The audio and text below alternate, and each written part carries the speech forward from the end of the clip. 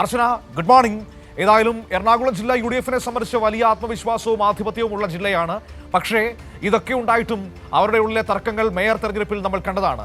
ജില്ലാ പഞ്ചായത്തിലേക്ക് വരുമ്പോൾ UDF-ൽ കാര്യങ്ങൾ ഒറ്റക്കെട്ടാണോ അതോ മേയർ തെരഞ്ഞെടുപ്പിൽ കണ്ടതുപോലെ തന്നെ പല വഴിക്കാണോ?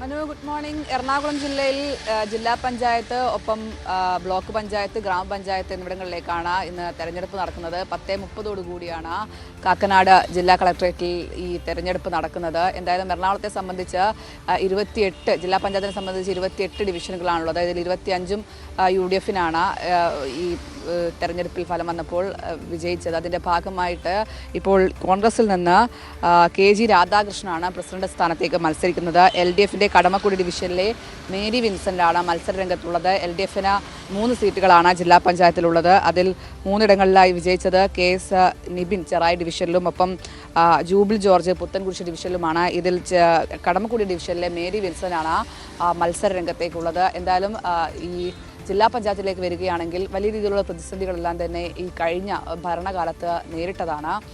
നമുക്കറിയാം, പല പദ്ധതികളും പല ഫണ്ടുകളും ഒന്നും വിനിയോഗിക്കാതെ അടക്കം വാർത്തകളിൽ ഇടം പിടിക്കുകയും ചെയ്തു. അത്തരത്തിലുള്ള വലിയ പ്രശ്നങ്ങൾ ഉണ്ടായിരുന്നു. മാത്രമല്ല, ജില്ലാ പ്രസിഡന്റ് കടമക്കുടിയിലേക്ക് ആദ്യഘട്ടങ്ങളിൽ ഇത്തരത്തിൽ തള്ളിപ്പോകുന്ന അവസ്ഥയെല്ലാം, അതായത് മത്സരിച്ച സ്ഥാനാർത്ഥിയുടെ ഇത് തള്ളിപ്പോകുന്ന അടക്കം നമ്മൾ കണ്ടതാണ്. അത്തരത്തിലുള്ള പ്രതിസന്ധികൾ രൂക്ഷമായി കോൺഗ്രസിനകത്തുണ്ടായിരുന്നതാണ്. എന്നാൽ ഇപ്പോൾ ഈ തെരഞ്ഞെടുപ്പ് ഫലം വന്നതോടുകൂടി ഇത്തരത്തിൽ വലിയ പ്രതിസന്ധികളില്ലാതെ കാര്യങ്ങൾ മുന്നോട്ട് പോവുകയാണ്.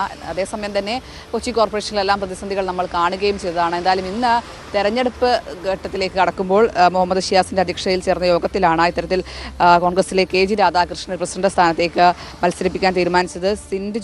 സിൻഡ് ജേക്കബാണ് ഉപാധ്യക്ഷനായി മത്സരിക്കുക.